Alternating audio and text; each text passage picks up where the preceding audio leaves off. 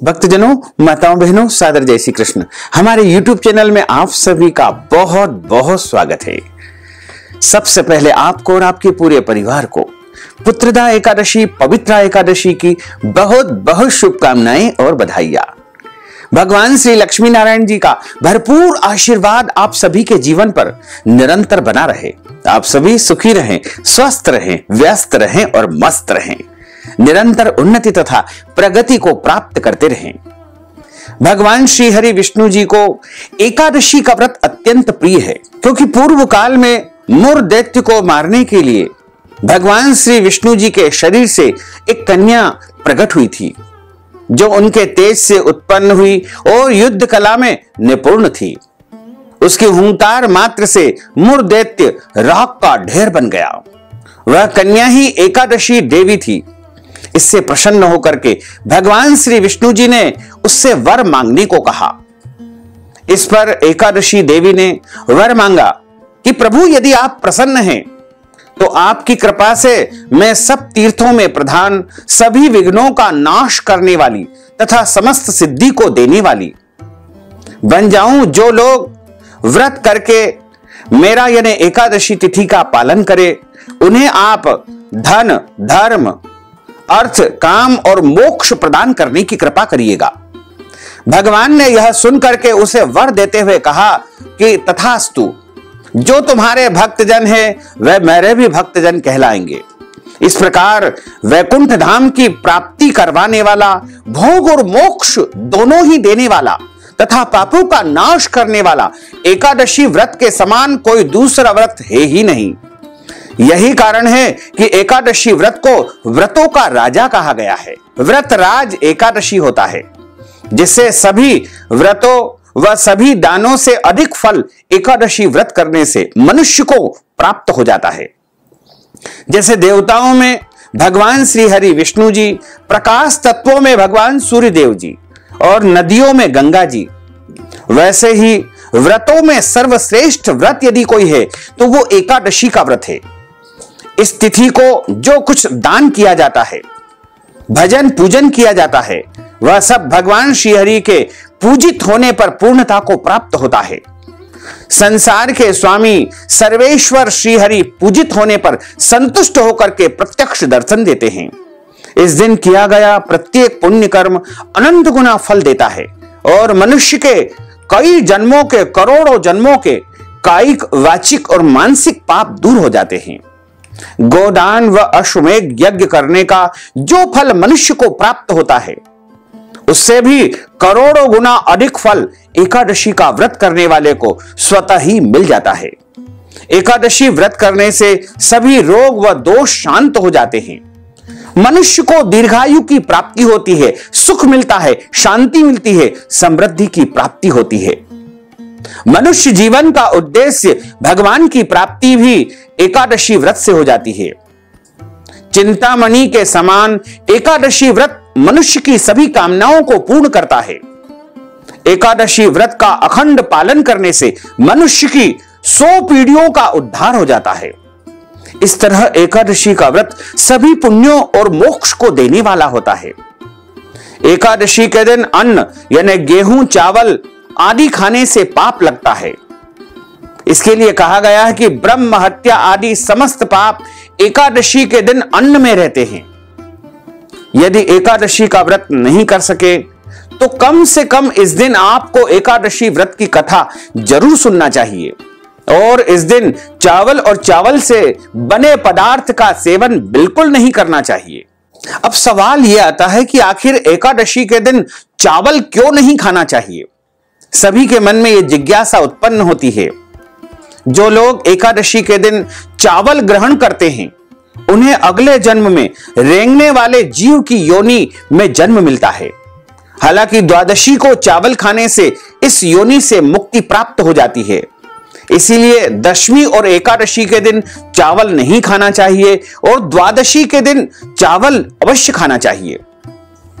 हमारे शास्त्रों में एक कथा आती है, उसमें मां जगदंबा शक्ति के क्रोध से बचने के लिए महर्षि मेधा ने अपने शरीर का परित्याग कर दिया था उनके अंश पृथ्वी में समा गए और बाद में उसी स्थान पर चावल के रूप में महर्षि मेधा का उत्पादन हुआ, यानी महर्षि मेधा चावल के रूप में प्रकट हुए। जिस दिन महर्षि मेधा का अंश पृथ्वी में समाया था उस दिन एकादशी तिथि थी, इसलिए एकादशी के दिन चावल खाना वर्जित माना गया है। हमारे धर्म ग्रंथों और पुराणों में लिखा हुआ है कि एकादशी के दिन चावल खाना महर्षि मेधा के मांस और रक्त का सेवन करने के बराबर बताया गया है। इस कारण चावल को जीव माना गया है, इसलिए एकादशी को भोजन के रूप में चावल ग्रहण करने से परहेज किया जाता है, ताकि सात्विक रूप से पूर्ण शुद्धता के साथ एकादशी का व्रत संपन्न हो सके। वहीं दूसरी तरफ एकादशी के दिन चावल न खाने के पीछे ज्योतिष शास्त्र में यह भी मान्यता है कि चावल में जल तत्व की मात्रा काफी अधिक पाई जाती है। जल पर चंद्रमा का अधिक प्रभाव रहता है। चावल खाने से शरीर में जल तत्व की वृद्धि हो जाती है। इससे हमारा मन विचलित और चंचल होता है। मन के चंचल होने से व्रत के नियमों का पालन करने में बाधा उत्पन्न होती है। एकादशी व्रत में मन का पवित्र और सात्विक भाव का पालन अति आवश्यक होता है। इसलिए एकादशी के दिन गलती से भी चावल और चावल से बनी चीजों को खाने का वर्जित हमारे शास्त्रों में बताया गया है। एकादशी का व्रत करने से मनुष्य को मोक्ष की प्राप्ति होती है। इसके अलावा अन्य और भी शुभ फलों की प्राप्ति होती है। एकादशी महीने में 2 बार आती है। आप लोग भी नियम और विधि का पालन करते हुए एकादशी का व्रत अवश्य करें।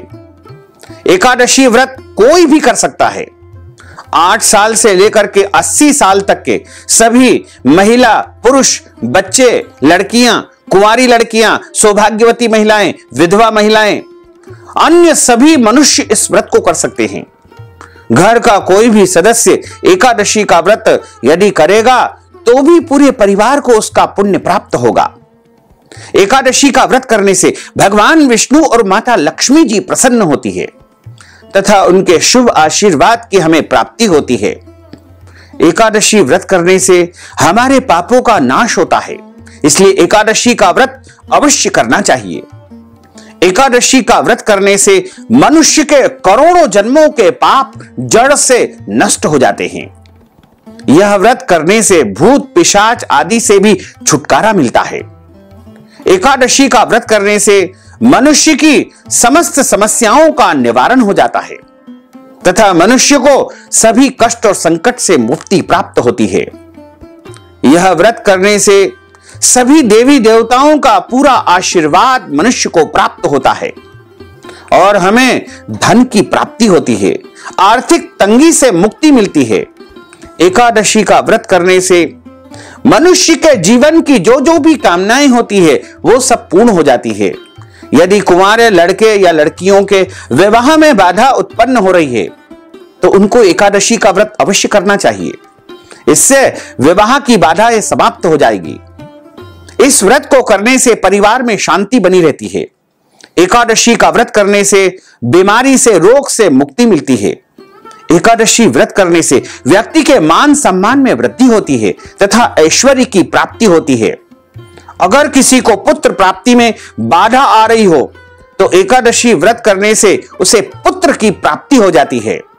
और यह तो पुत्रदा एकादशी है। इस एकादशी का व्रत तो सभी को करना चाहिए, जिससे आपको पुत्र की प्राप्ति भी होगी और संतान की उन्नति तथा प्रगति भी होगी। एकादशी का व्रत करने से मनुष्य के सभी प्रकार के कार्य पूर्ण हो जाते हैं। एकादशी का व्रत करने से हमें हमारे शत्रु से मुक्ति मिलती है। एकादशी का व्रत करने से हमने जीवन में जो खोया है वह वापस हमें मिल जाता है। एकादशी का व्रत करने से भगवान विष्णु जी तथा भगवान शंकर जी और भगवान ब्रह्मा जी तीनों देवताओं का भरपूर आशीर्वाद प्राप्त होता है। एकादशी का जो व्रत होता है वो किसी भी एकादशी से आप शुरू कर सकते हैं। यदि आपने बीच में किसी कारणवश एकादशी का व्रत छोड़ दिया है तो भी आप किसी भी एकादशी का व्रत पुनः आरंभ कर सकते हैं। एकादशी के दिन फलाहार के रूप में दूध या दूध से बनी मिठाइयां या सभी प्रकार के फल, साबूदाना, मूंगफली दाना, नारियल, सभी प्रकार के ड्राई फ्रूट्स, मखाना, बादाम, शकरकंद, कुट्टू, चीनी, अदरक, सेंधा नमक, आलू, काली मिर्च आदि का सेवन आपको करना चाहिए। ध्यान रखें, इस दिन लहसुन, प्याज, मांस, मसूर की दाल, चावल का सेवन बिल्कुल नहीं करना है। यानी इस दिन पूरी तरह से आपको शुद्धता और पवित्रता के साथ में दिन व्यतीत करना चाहिए। एकादशी के दिन जुआ आदि नहीं खेलना चाहिए। इस दिन मांस का सेवन बिल्कुल नहीं करना चाहिए। इस दिन अन्न का सेवन नहीं करना चाहिए। इस दिन गुस्से को त्याग देना चाहिए। इस दिन किसी की भी निंदा नहीं करना चाहिए तथा एकादशी के दिन शहद खाना भी वर्जित माना गया है। एकादशी के दिन दूसरों के द्वारा दिया गया अन्न का भी सेवन नहीं करना चाहिए। एकादशी के दिन चने का साग, मसूर की दाल, कोंदों का साग और सादे नमक का तथा जो अन्य प्रकार के जो अभक्ष भक्षण होते हैं उनका भी उपयोग नहीं करना चाहिए। इस बार द्वितीय शुद्ध श्रावण माह के शुक्ल पक्ष की पवित्र एकादशी पुत्रदा एकादशी तिथि का आरंभ 26 एवं 27 अगस्त 2023 रविवार की रात को 12:09 से एकादशी तिथि लग जाएगी, जो कि 27 अगस्त 2023 की रविवार की रात को 9:33 पर एकादशी तिथि समाप्त हो जाएगी। यानी शनिवार और रविवार की मध्य रात्रि से जो एकादशी लग रही है वो रविवार की रात को 9:33 पर समाप्त हो जाएगी। सभी को पुत्रदा एकादशी पवित्रा एकादशी का व्रत 27 अगस्त 2023 रविवार के दिन ही रखना है और इस एकादशी व्रत का पारणा 28 अगस्त 2023 सोमवार को सुबह 6:19 से लेकर के 8:19 के बीच में कर लेना चाहिए। हालांकि इस दिन सोमवार का दिन है, प्रदोष का दिन है। ऐसे में कई भक्त सोमवार और प्रदोष का भी व्रत करेंगे, तो वो यदि व्रत का पारणा करना चाहते हैं तो फल, जल या फलाहारी वस्तु से व्रत का पारणा कर सकते हैं। और एकादशी के दिन जो व्रत करता है उनको चावल नहीं खाना है, लेकिन द्वादशी के दिन चावल अवश्य खाना चाहिए। ऐसे में द्वादशी के दिन जो चावल खाते हैं वो यदि सावन सोमवार का व्रत रखते हैं, प्रदोष का व्रत रखते हैं, चूंकि इस दिन सोम प्रदोष भी है, तो शाम को जब भोजन करेंगे उस समय भोजन के साथ में चावल ग्रहण कर लेंगे तो उनको चावल खाने का पूरा पूरा पुण्य प्राप्त हो जाएगा। इस बार द्वादशी तिथि का समापन 28 अगस्त 2023 सोमवार की शाम को 6:23 पर हो जाएगा। क्योंकि व्रत का पारणा भी 28 अगस्त को है, श्रावण का अंतिम सोमवार भी 28 अगस्त को है तथा श्रावण की जो सोम प्रदोष है यानी सोमवार के दिन प्रदोष जो आ रही है वो भी 28 अगस्त को ही आ रही है। हमारे पुराणों में जो एकादशी का महत्व बताया गया है उसमें एक श्लोक लिखा हुआ है। उसमें लिखा हुआ है कि विष्णु एकादशी गीता तुलसी विप्र धेनवः असारे दुर्ग संसारे षटपदी मुक्तिदायिनी। अर्थात भगवान श्री हरि विष्णु जी का पूजन करना, एकादशी का व्रत रखना, गीता जी का पाठ करना, तुलसी जी का पूजन करना एवं तुलसी जी का दर्शन करना, ब्राह्मण देवताओं की सेवा करना, उनको दान करना, उनको भोजन करवाना, गौ माता की रक्षा एवं सेवा करना, ये 6 कार्य इस कठिन संसार सागर को पार करने हेतु मुक्तिदायक बताए गए हैं। पूरे वर्ष में 24 एकादशी आती है, लेकिन जिस साल अधिक मास या पुरुषोत्तम मास आता है उस साल 2 अधिक एकादशी यानी कुल मिलाकर के 26 एकादशी आती है। प्रत्येक महीने में 2 बार एकादशी आती है, एक कृष्ण पक्ष में, दूसरी शुक्ल पक्ष में। दोनों ही एकादशियों का भिन्न भिन्न महत्व हमारे पुराणों तथा धर्म ग्रंथों में बताया हुआ है। एकादशी का व्रत भगवान श्री लक्ष्मी नारायण जी का परम प्रिय व्रत है। एकादशी का व्रत करने से मनुष्य के कई जन्मों के, करोड़ों जन्मों के पाप नष्ट हो जाते हैं और उनके पुण्यों का उदय होता है। जब मनुष्य के जन्म जन्मांतर के पाप नष्ट हो जाते हैं तभी उन्हें सांसारिक एवं भौतिक सुखों की प्राप्ति होती है। जो भक्त एकादशी का व्रत करते हैं उनको दशमी तिथि से लेकर के द्वादशी तक कुछ महत्वपूर्ण नियमों का पालन अनिवार्य रूप से करना चाहिए। दशमी तिथि के दिन एक समय शुद्ध एवं सात्विक भोजन करें। इस दिन चावल, शहद, लहसुन, प्याज, मांस, मदिरा, मसूर की दाल, कटहल की सब्जी का उपयोग नहीं करें।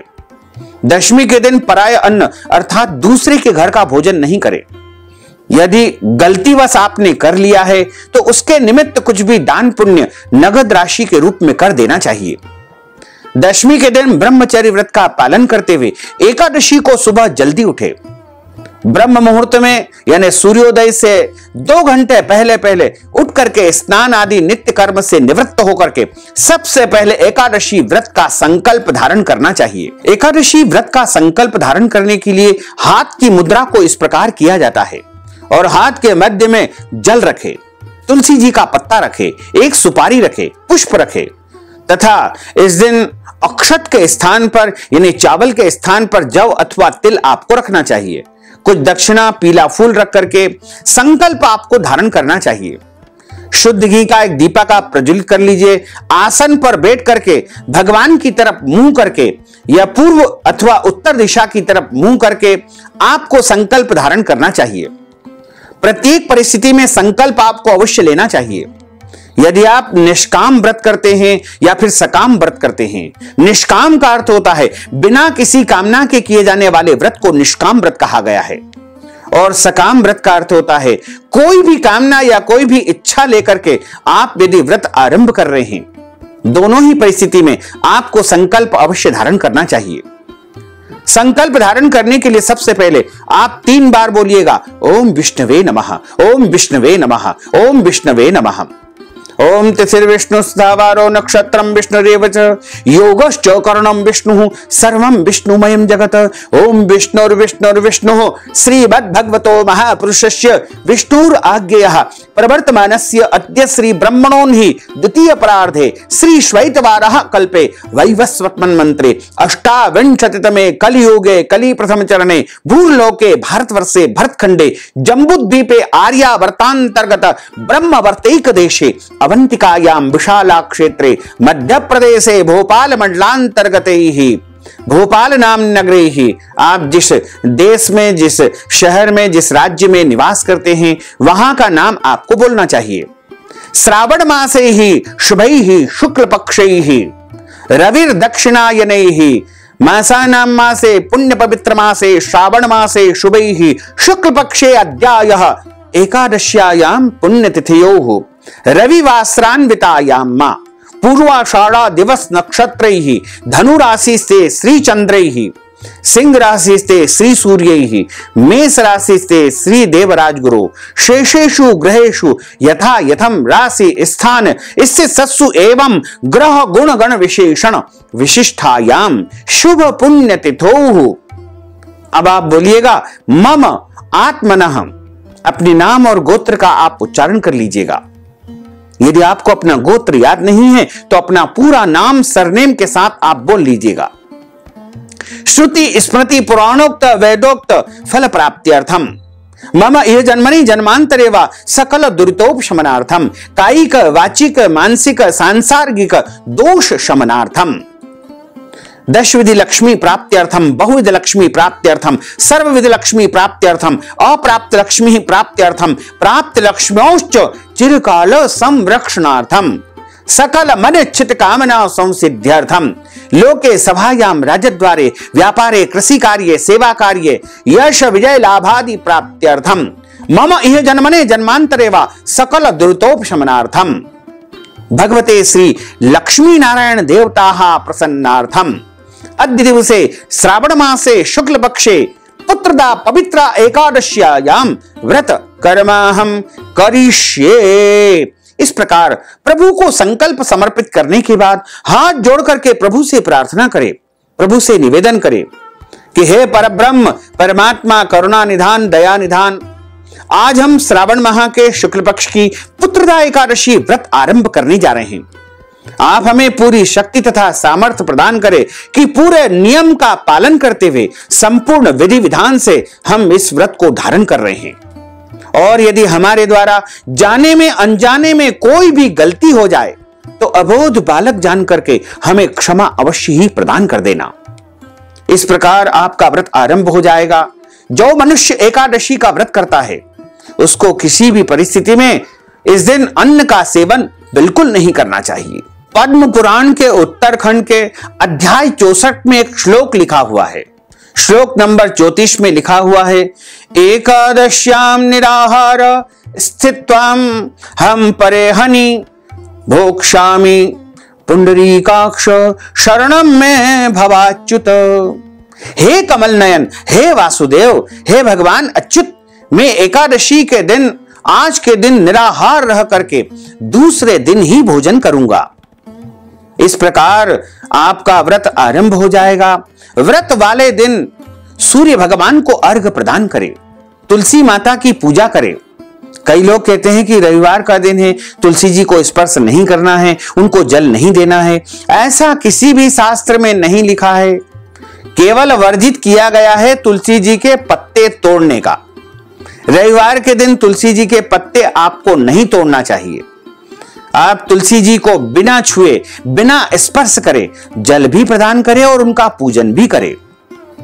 गौ माता की पूजन एकादशी के दिन करना चाहिए। इस दिन गौ माता को आप शुद्ध और सात्विक वस्तुएं अवश्य खिलाएं। किसी भी मनुष्य को इस दिन अन्न का सेवन नहीं करना चाहिए।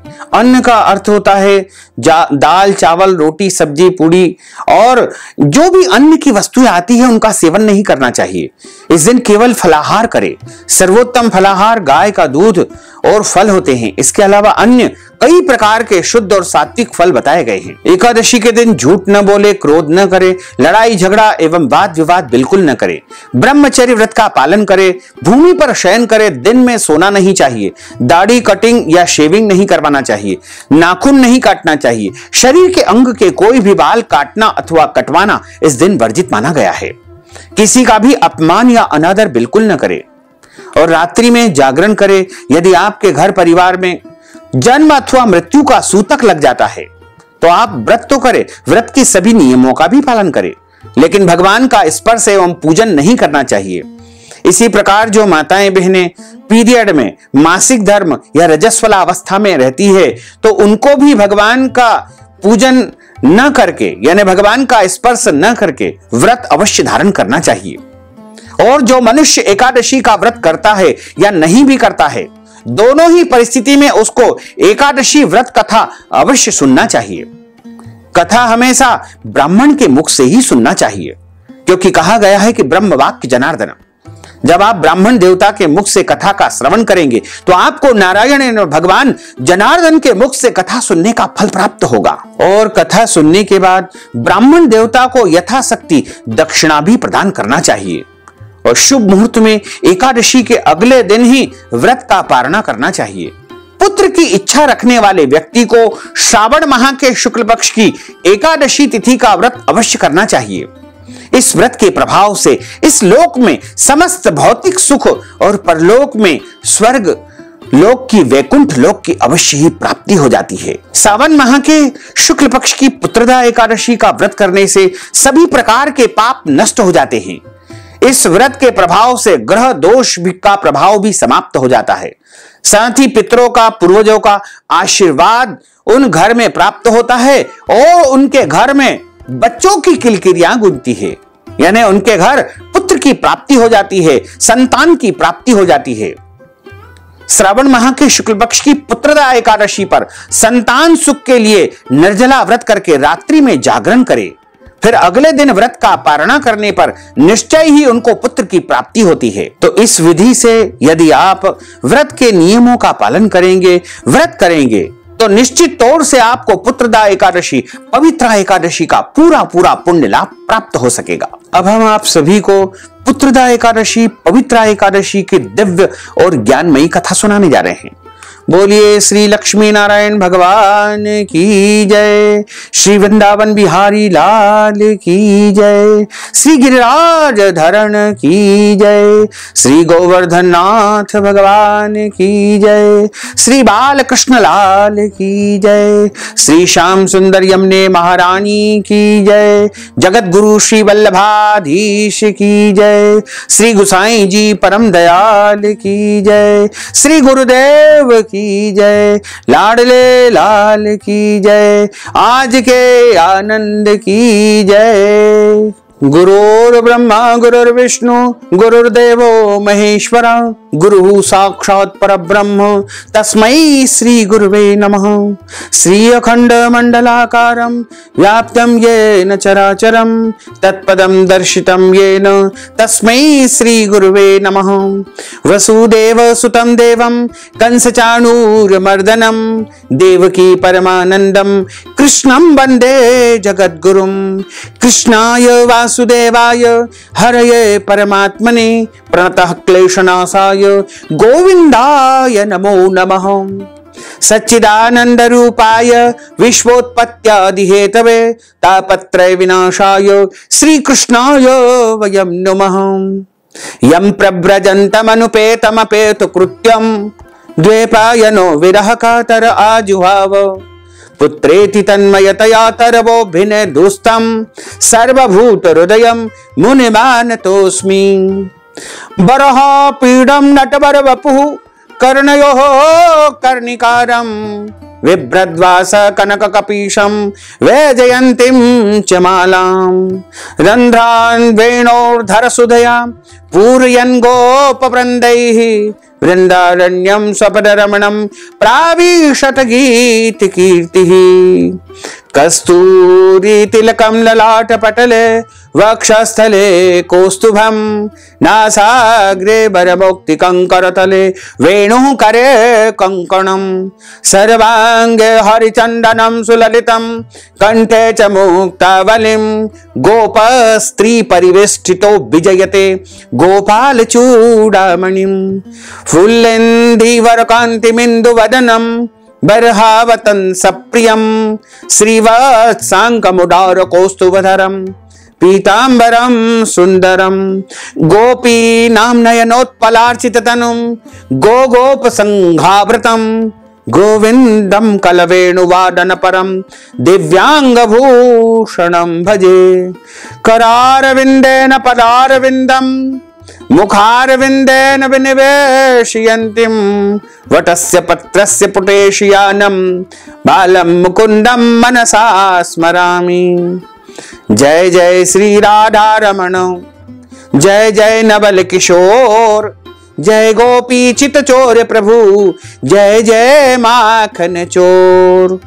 मात मेरी श्री राधिका, पिता मेरे घनश्याम, इन दोनों के चरणन में मेरा बारंबार प्रणाम, मेरा बारंबार प्रणाम, मेरा बारंबार प्रणाम।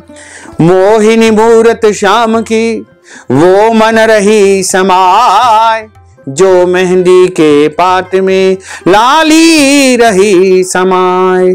धन यौवन एक दिन उड़ जाएंगे जैसे उड़े कपूर, मन मूरख तू राम भज क्यों चाटे जगधूर। राम कृष्ण दो एक है अंतर नहीं निमेष, इनके नयन गभीर है उनके चपल विशेष। राधे तू बड़ भागिनी कौन तपस्या की, तीन लोक तारण प्रभु सो तेरे आधीन।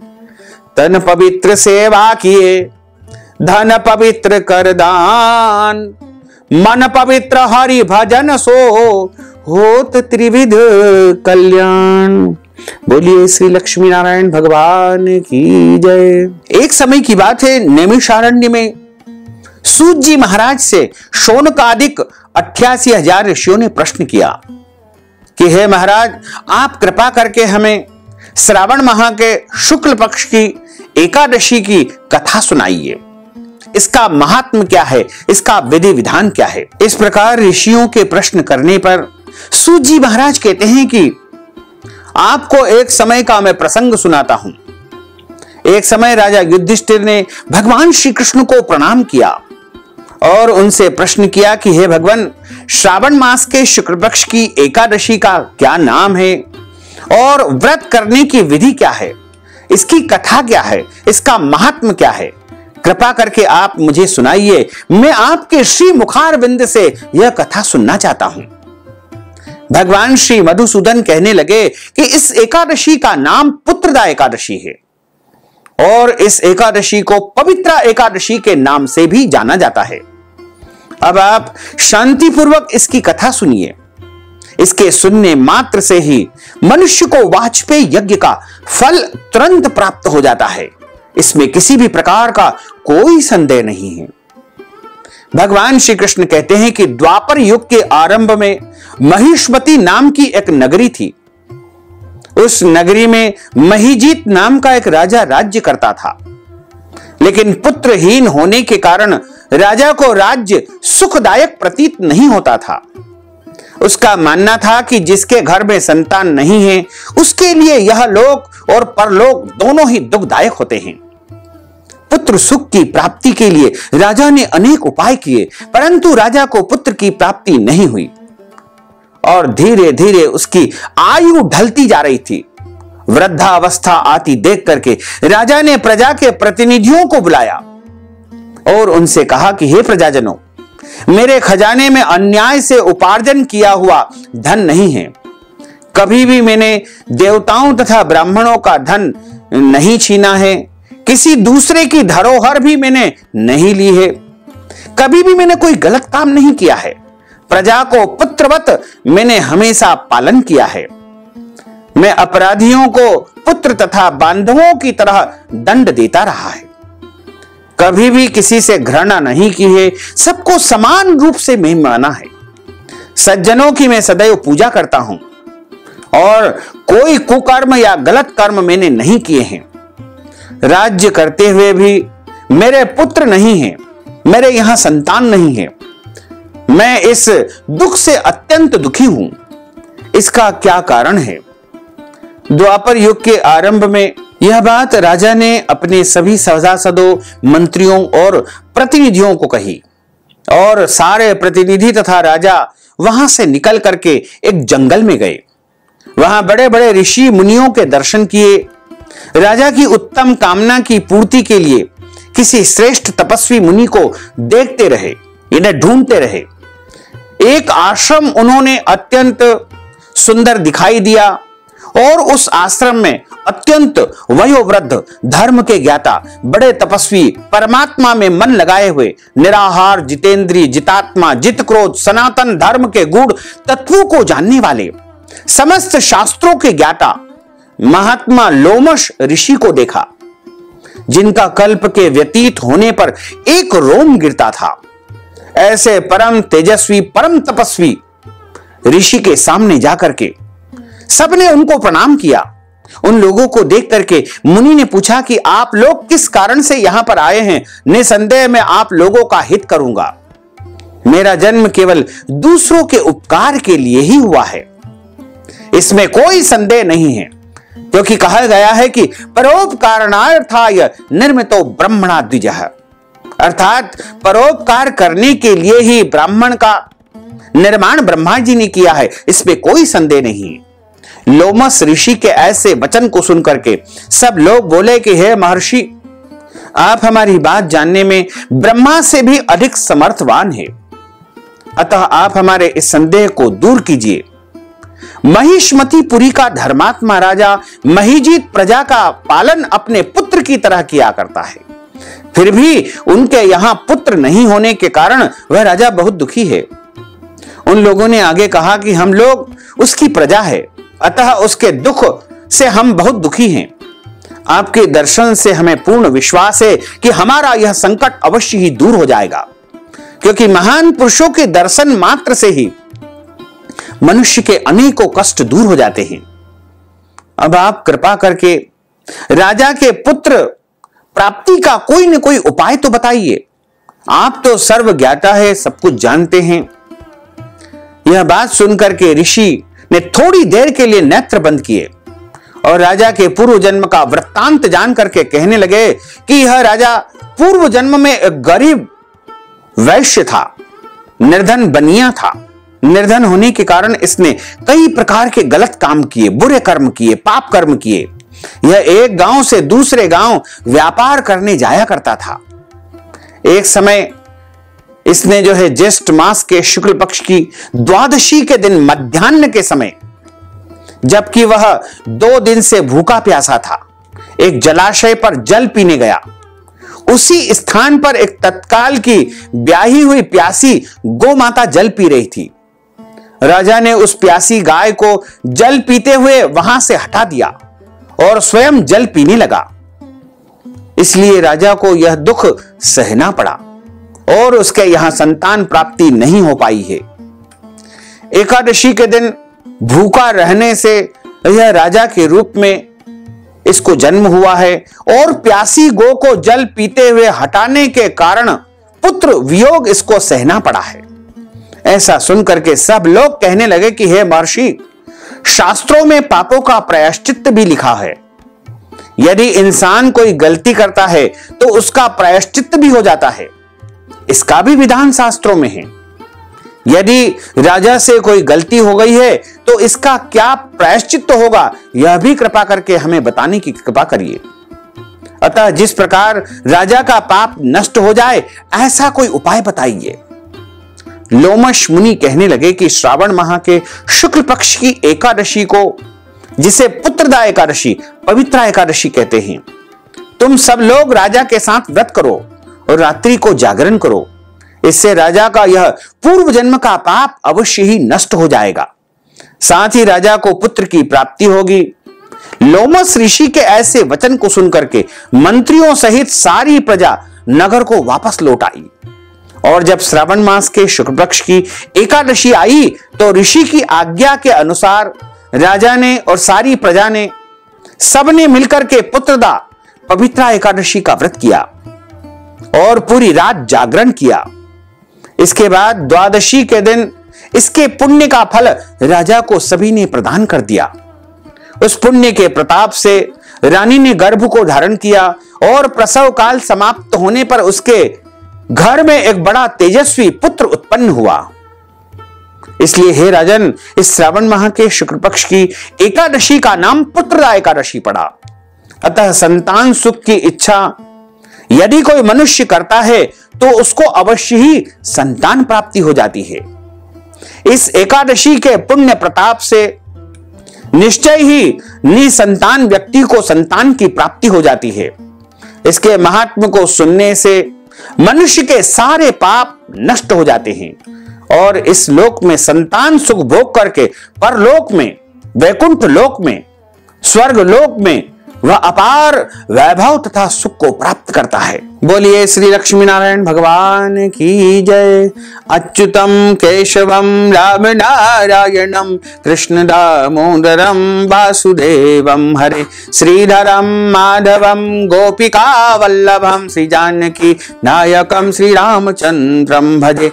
जानकी मनोहरम सर्वलोक नायकम श्री शंकरादि सेवितम पुण्य नाम कीर्तनम श्री राम राम राम राम राम नाम दायकम। राम कृष्ण वासुदेवा भक्ति मुक्तिदायकम। राम कृष्ण वासुदेवा भक्ति मुक्तिदायकम। राम कृष्ण वासुदेवा भक्ति मुक्तिदायकम। राम कृष्ण वासुदेवा भक्ति मुक्तिदायकम। बोलिए श्री लक्ष्मी नारायण भगवान की जय। श्री वृंदावन बिहारी लाल की जय। गोपाल कृष्ण भगवान की जय। श्री गिरिराज धरण की जय। श्री गोवर्धन नाथ भगवान की जय। श्री बाल कृष्ण लाल की जय। श्री श्याम सुंदर यमुने महारानी की जय। जगत गुरु श्री वल्लभाधीश की जय। श्री गुसाई जी परम दयाल की जय। श्री गुरुदेव की जय। धर्म की जय हो, अधर्म का नाश हो, प्राणियों में सद्भावना हो, विश्व का कल्याण हो। सनातन धर्म की जय हो, गौ माता की जय हो, नगर बस्ती की जय हो, आज के आनंद की जय हो, कल के आनंद की जय हो, परसों बरसों के आनंद की जय हो, बरसों बरसों के आनंद की जय हो। ओम नमः पार्वती पते, हर हर महादेव हर। भक्तजनों, माताओं बहनों, अगर आप पुत्रदा एकादशी, पवित्रा एकादशी के निमित्त कथा की दक्षिणा प्रदान करना चाहते हैं, ब्राह्मणों को फलाहार करवाना चाहते हैं, ब्राह्मण भोजन करवाना चाहते हैं, पारणा के निमित्त ब्राह्मण भोजन या अन्नदान देना चाहते हैं, गौदान, वस्त्रदान या कोई भी दान पुण्य यदि आप पुत्रदा एकादशी के निमित्त करना चाहते हैं, तो आप अपना नाम और गोत्र हमारे व्हाट्सएप के माध्यम से लिख करके भेज दीजिएगा और इस हेतु नगद राशि हमारे गूगल पे, फोन पे या फिर पेटीएम नंबर के माध्यम से अथवा अकाउंट नंबर के माध्यम से नगद राशि पहुंचा करके पुत्रदा एकादशी का संपूर्ण पुण्य लाभ आप प्राप्त कर सकते हैं। अब हम सभी मिलकर के प्रभु की आरती का गायन बड़े प्रेम से करेंगे। बोलिए श्री लक्ष्मी नारायण भगवान की जय। ओम जय जगदीश हरे, स्वामी जय जगदीश हरे। भक्त जनों के संकट, दास जनों के संकट क्षण में दूर करे। ओम जय जगदीश हरे। जो ध्यावे फल पावे, दुख बिन से मन का, स्वामी दुख बिन से मन का। सुख संपत्ति घर आवे, सुख संपत्ति घर आवे, कष्ट मिटे तन का। ओम जय जगदीश हरे। मात पिता तुम मेरे, शरण गहूं में किसकी, स्वामी शरण गहूं में किसकी। तुम बिन और न दूजा, प्रभु बिन और न दूजा, आस करूं मैं किसकी। ओम जय जगदीश हरे। तुम पूर्ण परमात्मा, तुम अंतरयामी, स्वामी तुम अंतरयामी। पार ब्रह्म परमेश्वर, पार ब्रह्म परमेश्वर, तुम सबके स्वामी। ओम जय जगदीश हरे। तुम करुणा के सागर, तुम पालन करता, स्वामी तुम पालन करता। मैं सेवक तुम स्वामी, मैं सेवक तुम स्वामी, कृपा करो भरता। ओम जय जगदीश हरे। तुम हो एक अगोचर, सबके प्राणपति, स्वामी सबके प्राणपति।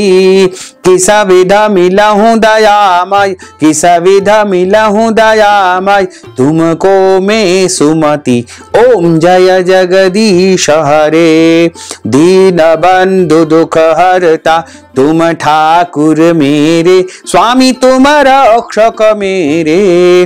अपने हाथ उठाओ, अपने हस्त बढ़ाओ, द्वार पड़ा तेरे। ओम जय जगदीश हरे। विषय विकार मिटाओ, पाप हरो देवा, स्वामी पाप हरो देवा। श्रद्धा भक्ति बढ़ाओ, श्रद्धा प्रेम बढ़ाओ, संतन की सेवा। ओम जय जगदीश हरे। तन मन धन सब कुछ है तेरा, स्वामी सब कुछ है तेरा। तेरा तुझको अर्पण, प्रभु जी को अर्पण, क्या लागे मेरा। ओम जय जगदीश हरे। पूर्ण ब्रह्म की आरती जो कोई नर गावे, स्वामी जो कोई नर गावे। कहत शिवानंद स्वामी, जपत हरा हर स्वामी, मन वांछित फल पावे। ओम जय जगदीश हरे। जय जगदीश हरे। स्वामी जय जगदीश हरे।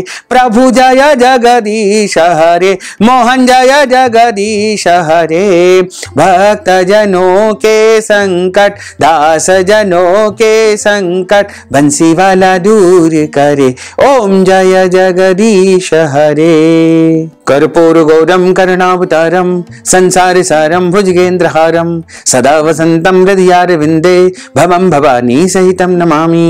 मन्दारमालाङ्कुलितालकायै कपालमालाङ्कितशेखरायै दिव्याम्बरायै च दिगम्बरायै नमः शिवायै च नमः शिवायै। आरार्तिक्यं समर्पयामि नमो नमः। हरिः ओं। मा यज्ञेन यज्ञमय जन्त देवास्तानि धर्माणि प्रथमान्यासन्न ते हनकं महिमानः सचन्त्र यत्र पूर्वे साध्याः सन्ति देवाः। ओम राजाधिराजाय प्रसय्यसाहिने नमो वयं वैश्रवणाय कूर्महे समे कामान् कामकामाय मह्यं कामेश्वरो वैश्रवणो दधातु। कुबेराय वैश्रवणाय महाराजाय नमः। ओम स्वस्ति साम्राज्यं भोज्यं स्वराज्यं वैराज्यं पारमेष्ठं राज्यं महाराजमाधिपत्यमयं समन्तपर्यायै स्यात् सार्वभौमः सर्वायुष अन्तार्धा परार्धात् पृथिव्यै समुद्रपर्यन्ताय एकराटिति तदप्येष श्लोकोऽभिहितो मरुतः परिवेष्टारो मरुतस्यावसानग्रहे आविक्षितस्य कामप्रेर्विश्वे देवा सभासदेति। ओम विश्व तच्चक्षुरुत विश्वतो मुखो विश्वतो बाहुरुत विश्वस्पात संबाहुभ्यां नमति संपत्त्रेर्द्यावा भूमिं जनयन् देव एकः। ओम एकदन्ताय विद्महे वक्रतुण्डाय धीमहि तन्नो दन्तिः प्रचोदयात्। आदिशक्ति च विद्महे जगन्माताय धीमहि तन्नो शक्तिः प्रचोदयात्। ओम तत्पुरुषाय विद्महे महादेवाय धीमहि तन्नो रुद्रः प्रचोदयात्। ओम भास्कराय विद्महे दिवाकराय धीमहि तन्नो सूर्यः प्रचोदयात्। ओम महालक्ष्म्यै च विद्महे विष्णुपत्न्यै च धीमहि तन्नो लक्ष्मीः प्रचोदयात्। ओम नारायणाय विद्महे वासुदेवाय धीमहि तन्नो विष्णुः प्रचोदयात्। ओम क्लीं कृष्णाय विद्महे दामोदराय धीमहि तन्नो श्रीकृष्णः प्रचोदयात्। ओम अंजनी सुताय विद्महे पवनपुत्राय धीमहि तन्नो हनुमत् प्रचोदयात्। ओम दाशरथाय विद्महे सीतावल्लभाय धीमहि तन्नो श्रीरामः प्रचोदयात्। ओम सांगाय सपरिवाराय सायुधाय सशक्तिकाय सवाहनाय सगणाय भगवते श्री लक्ष्मी नारायण देवताभ्यो नमः मंत्र पुष्पांजलिं समर्पयामि। नाना सुगंध पुष्पाणि यथा कालोद्भवानि च पुष्पांजलिं मया दत्तं गृहाण परमेश्वर। सेवन्तिका बकुल चंपक पाटलाब्जे पुन्ना गदाति कर्वे साल पुष्पैः बिल्व प्रवाल तुलसी दल मालतीभिस्त्वां सेवन्तिका बकुल चंपक पाटलाब्जे पुन्ना गजाति कर्वे रसाल पुष्पैः बिल्व प्रवाल तुलसी दल मंजरीस्त्वां पूजयामि जगदीश्वर मे प्रसीद। अथ क्षमा प्रार्थनायां मंत्रहीनं क्रियाहीनं भक्तिहीनं सुरेश्वर यत्पूजितं मया देवः परिपूर्णं तदस्तु मे। आवाहनं न जानामि विसर्जनं पूजां चैव न जानामि क्षम्यतां परमेश्वर क्षम्यतां परमेश्वर क्षम्यतां परमेश्वर। त्वमेव माताश्च पिता त्वमेव बन्धुश्च सखा त्वमेव विद्या द्रविणं त्वमेव सर्वं मम देव त्वमेव सर्वं मम देव। बोलिए श्री लक्ष्मी नारायण भगवान की जय। भक्तजनों, माताओं, बहनों, आप सभी से अनुरोध है कि इस ज्ञानवर्धक वीडियो को अधिक से अधिक लोगों को शेयर करिएगा, लाइक करिएगा और कमेंट बॉक्स में प्रभु का नाम अवश्य लिख दीजिएगा। साथ ही यदि अभी तक आपने सब्सक्राइब नहीं किया है तो अभी और इसी समय सब्सक्राइब अवश्य कर लीजिए। आपको और आपके पूरे परिवार को सादर जय श्री कृष्ण, सादर धन्यवाद।